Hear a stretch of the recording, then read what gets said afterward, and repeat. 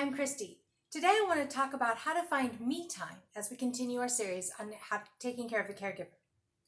So this is one of those topics that sounds so easy. Just make time for yourself. Make yourself a priority. And yet it can be so hard to actually put this into practice. Many times moms become so wrapped up in taking care of others that they forget that they can only give for so long until they have nothing left to give. When you have a loved one who needs even more, this can be especially true. And trust me, I know moms can dig really, really deep to keep giving to those that they love. But eventually, the well runs dry. Then what? Well, the beauty of finding the kind of me time that I'm talking about here is that there is no limit to what kinds of activities this can include or how often they need to happen in order to refill your tank. Now, a few ideas that come to mind. Maybe it's a girls' night out once a month, or joining a book club, a long uninterrupted soak in the tub once a week, or even once a month, getting a massage, manicure or a pedicure, a date night with your spouse, or maybe even an hour to eat dinner uninterrupted, an evening off to do whatever you want, even if that's sleep. Maybe it's a facial or a spa day, an evening out dancing, a night away at a hotel, again, so you can sleep. Uninterrupted time to do your favorite craft, or maybe uninterrupted time to read your favorite book. Well, I could go on and on, but I think you get the idea. Once again, the actual activity that you do is kind of irrelevant. It's not so much what you're doing. It's all about how it makes you feel, that you're recharged after doing it and you're ready to get back to regular life.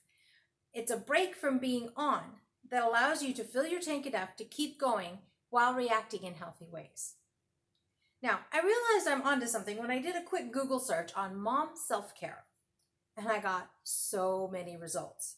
Now, the locations included everything from blogs focused on moms to Forbes to Huffington Post. So, I'm not the only one realizing that moms and dads, and I'll say other caregivers, need to make this a higher priority. Now, over on the blog, you can find that at www.havenofhopeforme.com. This originally posted in September of 2019.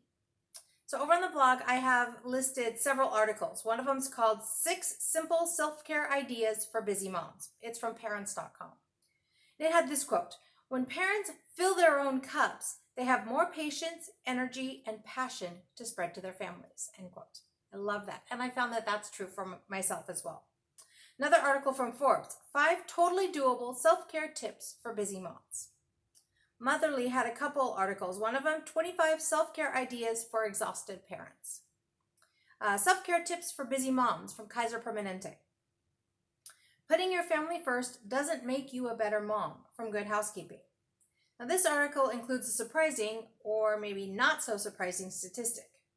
Quote, according to a joint survey done by Healthy Woman and Working Mother, 78% of moms report they put off taking care of their own health because they were too busy looking after their loved ones. That says a lot to me. The final article I linked to is from the Huffington Post. It's called Mom Self-Care is Non-Negotiable.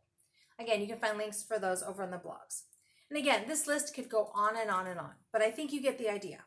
And I like that many of them included suggestions that are pretty simple. You might even say basic. But I'd like to take it a step further. One mentioned journaling for 20 minutes. When you're first starting out, maybe it's as simple as journaling one thing that you're grateful for that happened that day. No, it's not anything major, but it's something you can do to help focus yourself on the positive. And it's small enough item that you can do it, even if you're completely exhausted at the end of the day. Or maybe you forget and do it the next morning. That works too. I think the biggest piece of advice I have is this: give yourself grace. Yes, make it a priority. But when you first start out, give yourself lots and lots of grace as you work through to make it a priority and to make that priority a habit. You'll forget some days. That's okay. Do what you can. You'll think one thing is what you need, and maybe it's something totally different. That's okay too. Keep trying things until you find your magic solution, we'll call it. And realize that your magic solution may well change over time. What works in this season of life may not work in the next. What works during the school year may not work during the summer. The big thing is this: make sure you're doing something regularly for yourself. Take it from someone who's been at both extremes. You and your family will enjoy and even like you yourself so much better when you've got enough in your cup that you're able to react and respond in healthy ways. Self-care is one way to make sure that you can respond this way.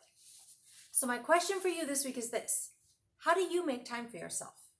What are some of your favorite things to do? I'd love to hear about them. You can leave me a comment below, or you can leave a comment over on the blog. Again, that's at www.havenofhopeforme.com. This originally posted in September of 2019.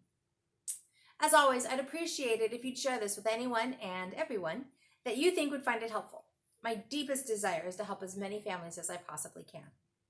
The sign-up lists are in their usual places, and once again, signing up notifies you of all newly released content. Learning the beauty and necessity of self-care is one of the reasons that I can continue to say that life is good, and there is never a dull moment.